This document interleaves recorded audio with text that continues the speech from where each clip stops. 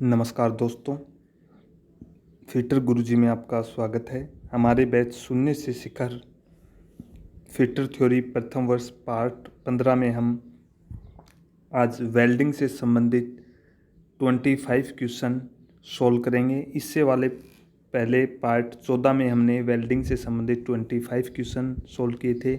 इस प्रकार हम वेल्डिंग से संबंधित 50 क्वेश्चन कंप्लीट कर लेंगे। अगर आप हमारे चैनल पर नए हैं तो चैनल को सब्सक्राइब कर दें, साथ ही बेल आइकन को प्रेस कर लें। स्टार्ट करते हैं हम। फर्स्ट क्वेश्चन है, वेल्डिंग केबल निम्न में से धातु के वायरों की बनी होती है। जो वेल्डिंग के लिए केबल प्रयुक्त होती है वेल्डिंग मशीन के साथ, वह किस धातु की बनी होती है? Aluminium wire, copper wire, road iron wire, tin wire. तो जो वेल्डिंग केबल होती है हमारी, वह कॉपर वायर की बनी होती है। बी ऑप्शन हमारा राइट हो जाएगा, कॉपर वायर, क्योंकि कॉपर ऊष्मा का एक अच्छा सुचालक है, इसलिए हमारी वेल्डिंग केबल कॉपर वायर की बनी होती है। नेक्स्ट क्वेश्चन हमारा, गैस वेल्डिंग करते समय सिलेंडर को हमेशा रखें। जब गैस वेल्डिंग करते हैं तो सिलेंडर को किस अवस्था में रखा जाता है? हमेशा खड़ी अवस्था में, हमेशा फर्श पर लेटाकर, सी है झुकाकर, डी है ट्रॉली पर रखें। तो गैस वेल्डिंग करते समय सिलेंडर को हमेशा खड़ी अवस्था में रखा जाता है। ए ऑप्शन हमारा राइट हो जाएगा, हमेशा खड़ी अवस्था में। नेक्स्ट क्वेश्चन हमारा, रेगुलेटर निम्न में से किस धातु का बना होता है? जो गैस वेल्डिंग के समय हम गैस सिलेंडर के ऊपर जो रेगुलेटर लगा होता है, वह कौन सी धातु का बना होता है? स्टील का, कार्बन स्टील का, कॉपर का, ब्रास का। तो जो रेगुलेटर होते हैं वह ब्रास धातु के बने होते हैं। डी ऑप्शन हमारा राइट हो जाएगा, ब्रास। नेक्स्ट क्वेश्चन हमारा, सोल्डरिंग करने के लिए सबसे पहले खाली स्थान किया जाता है। जब हम सोल्डरिंग करते हैं तो सबसे पहले हम कौन सी क्रिया करते हैं उसके बारे में पूछा है। तो टेकिंग क्रिया, फ्लोटिंग, टिनिंग, फ्लक्स लगाया जाता है। तो सोल्डरिंग कहते हैं तो हम सबसे पहले धातु के ऊपर फ्लक्स लगाते हैं। डी ऑप्शन हमारा राइट हो जाएगा, फ्लक्स लगाया जाता है। सभी मोस्ट क्वेश्चन हैं, इसलिए क्वेश्चनों को ध्यान से पढ़ते चलें। नेक्स्ट क्वेश्चन है, गैस कटिंग करते समय नोजल को जॉब सतह से, जब हम गैस कटिंग करते हैं तो जो नोजल होती है उसको जॉब की सतह से कितना दूर रखना चाहिए, इससे संबंधित क्वेश्चन पूछा है।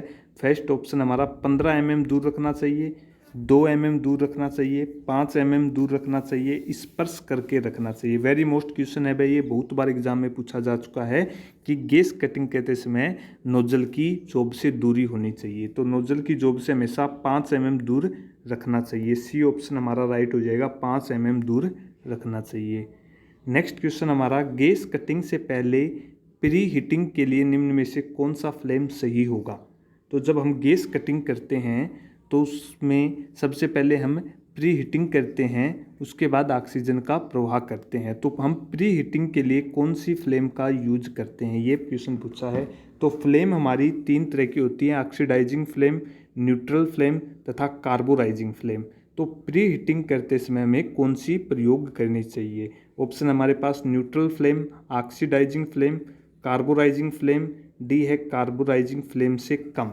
तो प्री हीटिंग के लिए हम न्यूट्रल फ्लेम का प्रयोग करते हैं। ए ऑप्शन हमारा राइट हो जाएगा, न्यूट्रल फ्लेम, जिसे बोला जाता है उदासीन ज्वाला। उदासीन ज्वाला में क्या होता है, 1:1 का मिश्रण होता है। 1 भाग ऑक्सीजन का होता है तथा 1 भाग एसिटिलीन का होता है, तो जिसे उदासीन ज्वाला कहा जाता है। नेक्स्ट क्वेश्चन हमारा, निम्न में से किस पोजीशन में वेल्डिंग करना सबसे आसान है?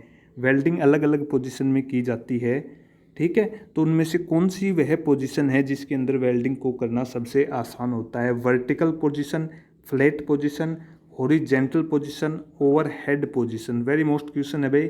तो सबसे आसान क्रिया जो होती है वह हमारी फ्लैट पोजीशन की होती है। फ्लैट पोजीशन के अंदर हम वेल्डिंग सबसे आसानी कर सकते हैं तथा सबसे कठिन पोजीशन हमारी ओवरहेड पोजीशन होती है। डी है जो ओवरहेड पोजीशन हमारी सबसे कठिन पोजीशन होती है, जो सिर के ऊपर वेल्डिंग की जाती है, हेड के ऊपर, ठीक है, और आसान होती है हमारी फ्लैट पोजीशन। बी ऑप्शन हमारा राइट हो जाएगा। नेक्स्ट क्वेश्चन हमारा, गहरे पानी के नीचे कटिंग के लिए किस गैस का प्रयोग किया जाता है? जब कोई गहरे पानी के नीचे हमें धातु की कटिंग करनी है तो वहाँ पर हम कौन सी ईंधन गैस का प्रयोग करेंगे? LPG gas, oxygen gas, acetylene gas, hydrogen gas. तो गहरे पानी के नीचे कटिंग के लिए हम हमेशा हाइड्रोजन गैस का प्रयोग करते हैं। डी ऑप्शन हमारा राइट हो जाएगा, हाइड्रोजन गैस। हाइड्रोजन गैस के साथ ऑक्सीजन गैस मिलाते हैं। ऑक्सीजन क्योंकि ऑक्सीजन एक सहायक गैस है तथा हाइड्रोजन हमारी ईंधन गैस है। इन दोनों को मिलाते हैं, ऑक्सीजन प्लस हाइड्रोजन, जो हमारी ऑक्सी हाइड्रो गैस कहलाती है। इनके मिश्रण के द्वारा हम पानी के नीचे गैस कटिंग आसानी से कर सकते हैं। नेक्स्ट क्वेश्चन हमारा फिलर मेटल के कण वेल्डिंग करते समय बेस मेटल की सतह पर बिखर कर जम जाते हैं, उसे कहते हैं। जब हम वेल्डिंग करते हैं तो जो फिलर मेटल होता है हमारा, उसके कण बेस मेटल की सतह पर बिखर कर जम जाते हैं, तो उस क्रिया को क्या कहते हैं? क्रैक कहते हैं, स्पेटर कहते हैं, अंडरकट कहते हैं, स्लैग इंक्लूजन कहते हैं। जैसे डायग्राम में बता देते हैं आपको। वेल्डिंग, जैसे दो बेस धातु हमारी, यहाँ पर हमें वेल्डिंग करनी है, हम ये वेल्डिंग कर रहे हैं। तो वेल्डिंग करते समय बेस मेटल के ऊपर ये कण पड़ गए, जम जाते हैं, तो इसको क्या कहा जाता है? तो इसे हम स्पेटर कहते हैं। बी ऑप्शन हमारा राइट हो जाएगा, स्पेटर। और इसका कारण होता है हमारा लंबी लो का बनना, जो आर्क ज्वाला है उसका लंबा बनना, जिसके कारण ये स्पेटर दोष उत्पन्न होता है। नेक्स्ट क्वेश्चन हमारा, रेल की पटरी पर वेल्डिंग करने के लिए निम्न में से किस वेल्डिंग का प्रयोग किया जाता है? एक रेल की पटरी है, वहाँ पर हमें वेल्डिंग करनी है, तो हम कौन सी वेल्डिंग विधि का प्रयोग करेंगे वहाँ पर? Electric arc welding, thermite welding, gas welding, forge welding. तो रेल की पटरी दूरस्थ स्थानों पर जहाँ पर विद्युत उपलब्ध नहीं होती, इसलिए वहाँ पर हम थर्मिट वेल्डिंग का प्रयोग करते हैं। बी ऑप्शन हमारा राइट हो जाएगा, थर्मिट वेल्डिंग। नेक्स्ट क्वेश्चन है, लग की धातु होती है। लग क्या है? सबसे पहले हमें ये जानना है कि लग होता क्या है। कि जो हमारी वेल्डिंग केबल होती है, उनको इलेक्ट्रोड तथा वेल्डिंग मशीन के साथ जोड़ने के लिए हम लग का प्रयोग करते हैं। ठीक है, तो वो लग किस धातु की बनी होती है, ये क्वेश्चन पूछा है। पित्तल, carbon steel, lead, mild steel. तो जो लग होती है हमारी वो है पित्तल की बनी होती है। ए ऑप्शन हमारा राइट हो जाएगा, लग है वो पित्तल से बनी हुई होती है। नेक्स्ट क्वेश्चन हमारा, निम्न में से वेल्डिंग बूथ का रंग कैसा होना चाहिए? जो वेल्डिंग बूथ होती है, वेल्डिंग शॉप के अंदर वेल्डिंग की दीवारें होती हैं, वेल्डिंग बूथ की दीवारें, उनका रंग कैसा होना चाहिए? ऑप्शन हमारे पास है सफ़ेद, काला, नीला, लाल।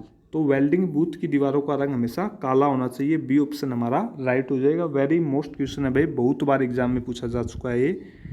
नेक्स्ट क्वेश्चन हमारा, वेल्डिंग के समय वेल्डिंग रेखा से इलेक्ट्रोड का सही कोण होना चाहिए। वेल्डिंग कहते समय हम जो इलेक्ट्रोड प्रयोग करते हैं उसका वेल्डिंग रेखा के साथ कितने डिग्री का कोण बनना चाहिए? 45 डिग्री का, 50 से 60 डिग्री, 70 से 80 डिग्री या 90 डिग्री। तो जो वेल्डिंग रेखा के साथ इलेक्ट्रोड का कोण बनता है हमारा, वो 70 से 80 डिग्री के बीच बनता है। सी ऑप्शन हमारा राइट हो जाएगा।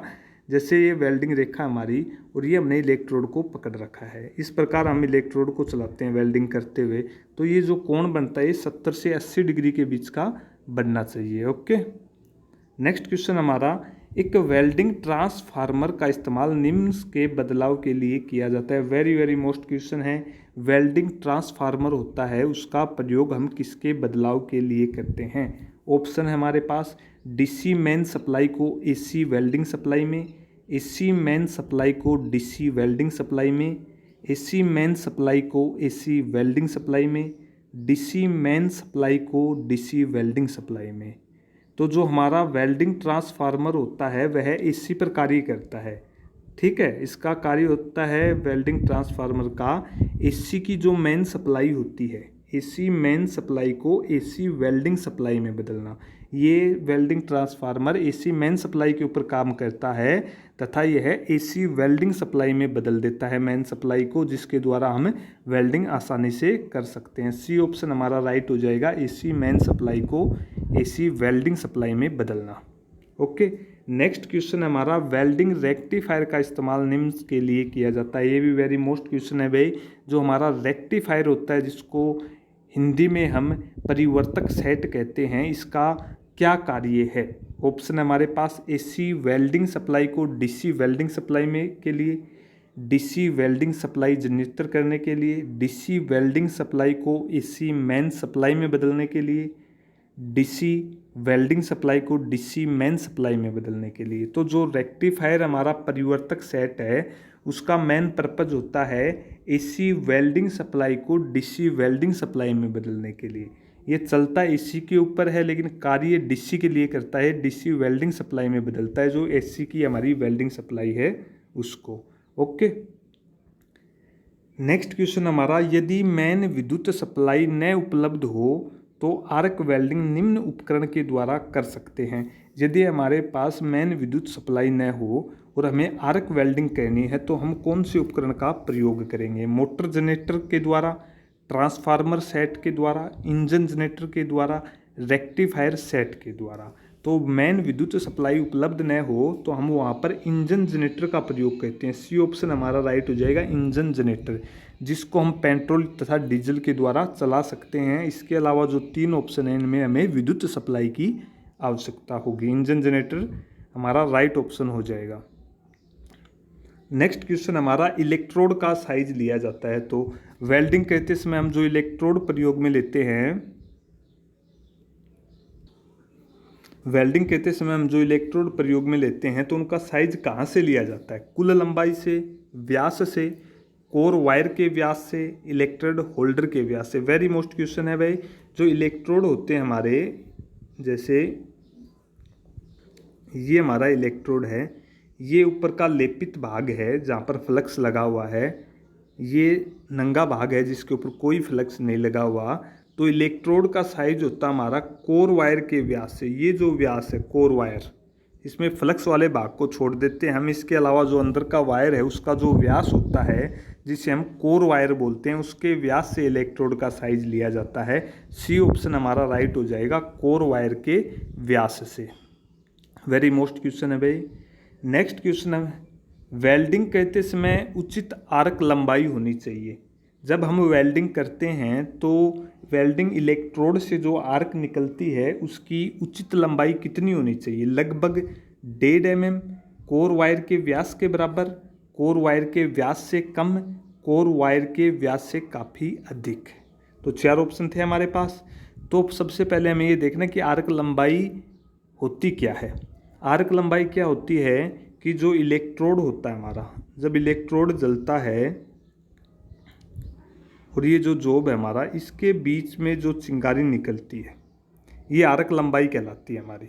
ओके, तो ये आर्क लंबाई 3 प्रकार की होती है हमारी, लंबी आर्क लंबाई, मध्यम आर्क लंबाई तथा छोटी आर्क लंबाई। तो लंबी आर्क लंबाई कौन सी होती है? जो कोर वायर के व्यास से अगर अधिक यहाँ पर आर्क लंबाई निकल रही है तो वह लंबी आर्क लंबाई कहलाएगी।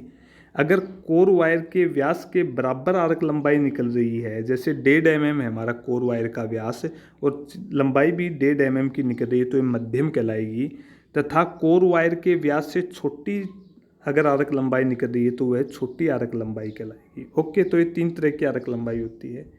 तो प्रश्न पूछा है कि उचित आर्क लंबाई कौन सी होती है यहाँ पर? तो जो हमारी उचित आर्क लंबाई होती है वो है मध्यम आर्क लंबाई होती है। उसके कोर वायर के व्यास के बराबर होनी चाहिए तभी उचित हो सकती है हमारी। अगर लंबी आर्क लंबाई होगी या छोटी होगी तो इसमें वेल्डिंग करते समय दोष उत्पन्न होंगे। ओके, तो आशा करता हूँ आसानी से आप समझ गए होंगे। तो हमारा राइट आंसर हो जाएगा कोर वायर के व्यास के बराबर। बी ऑप्शन हमारा राइट हो जाएगा, कोर वायर के व्यास के बराबर जो मध्यम आर्क लंबाई होती है।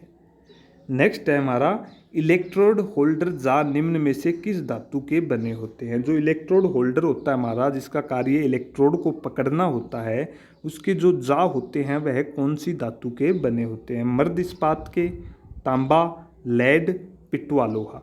तो जो इलेक्ट्रोड होल्डर हैं उसके जा हमारे तांबा के बने होते हैं। बी ऑप्शन हमारा राइट हो जाएगा, तांबा। नेक्स्ट क्वेश्चन हमारा, नमी से प्रभावित इलेक्ट्रोड के स्टब एड पर जंग लग जाता है जिससे वेल्ड में खालिस्तान दोष आता है। जो इलेक्ट्रोड होते हैं हमारे वो नमी के प्रभाव में आ जाने पर उसके स्टब एड होता है, उस पर जंग लग जाता है और उसके द्वारा तब हम वेल्डिंग करते हैं तो एक दोष उत्पन्न होता है, उस दोष का क्या नाम है, ये पूछा है क्वेश्चन। उस दोष का नाम क्रैक्स है, पोरोसिटी है, स्पेटर है, ओवरलैपिंग है।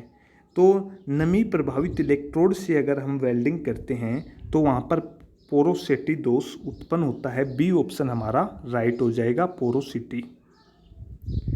नेक्स्ट क्वेश्चन हमारा, गैस कटिंग प्रोसेस में यदि ऑक्सीजन सप्लाई बहुत कम दी जाती है तो, अगर हम एक गैस कटिंग प्रोसेस कर रहे हैं और वहाँ पर हम ऑक्सीजन की सप्लाई कम दे रहे हैं ईंधन गैस के साथ, जैसे ईंधन गैस और ऑक्सीजन गैस दोनों का मिश्रण होता है, उनको जला के हम उदासीन ज्वाला उत्पन्न करके प्री हीटिंग करते हैं, उस समय अगर यदि हम ऑक्सीजन की सप्लाई कम देते हैं तो क्या होगा?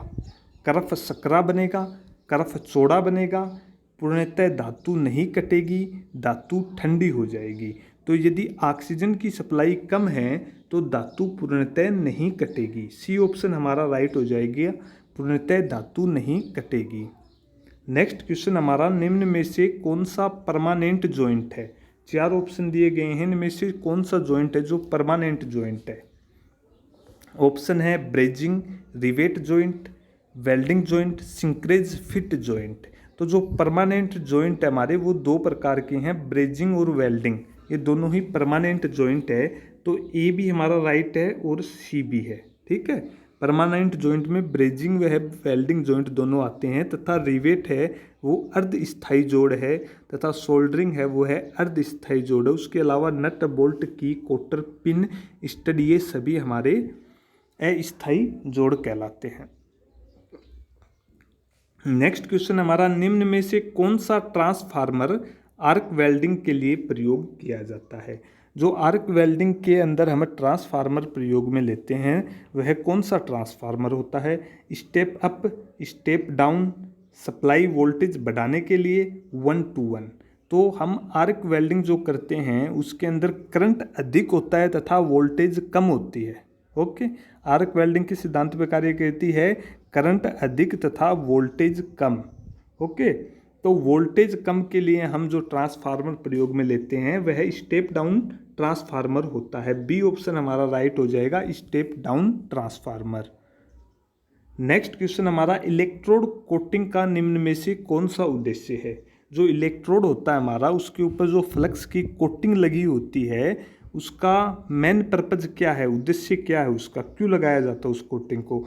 आर्क को स्थिर रखना, वेल्डिंग करंट बढ़ाना, जंग लगने से बचाना, आर्क तापमान को नियंत्रण रखना। तो जो इलेक्ट्रोड कोटिंग होती है उसका उद्देश्य होता है आर्क को स्थिर रखना, जो चिंगारी निकली इलेक्ट्रोड के द्वारा उसको स्थिर रखने के लिए इलेक्ट्रोड कोटिंग का प्रयोग किया जाता है। ए ऑप्शन हमारा राइट हो जाएगा। नेक्स्ट क्वेश्चन हमारा, निम्न वेल्डिंग के पोजीशनों में से किस वेल्डिंग पोजीशन में वेल्डिंग करना कठिन है? वेल्डिंग की अलग अलग पोजीशन दर्शाई गई हैं, इनमें से सबसे कठिन पोजीशन कौन सी है वेल्डिंग करने की? ऑप्शन है flat position, horizontal position, vertical position, overhead position. तो इससे पहले भी आपको बता चुके हैं सबसे अधिक कठिन पोजीशन हमारी ओवरहेड पोजीशन हो जाती है। डी ऑप्शन हमारा राइट हो जाएगा, ओवरहेड पोजीशन, तथा सबसे आसान हमारी फ्लैट पोजीशन हो जाती है। नेक्स्ट क्वेश्चन है, गहरे पानी के अंदर निम्न में से कौन सी वेल्डिंग की जाती है? अगर गहरे पानी के अंदर अगर हमें वेल्डिंग करनी है तो वहाँ पर हम कौन सी वेल्डिंग विधि प्रयोग में लेंगे? Spot welding, thermite welding, hyper welding, टिंग वेल्डिंग। तो गहरे पानी के अंदर हम हाइपर वेल्डिंग का प्रयोग करेंगे। सी ऑप्शन हमारा राइट हो जाएगा, हाइपर वेल्डिंग। इस प्रकार हमारे वेल्डिंग से संबंधित 25 क्वेश्चन इस पार्ट के पूरे होते हैं। इससे पहले वाले पार्ट में भी हमने 25 क्वेश्चन वेल्डिंग से संबंधित पूरे किए हैं। अगर आपने वह पार्ट नहीं देखा है तो प्ले लिस्ट में जाके वीडियो को देख सकते हैं। धन्यवाद।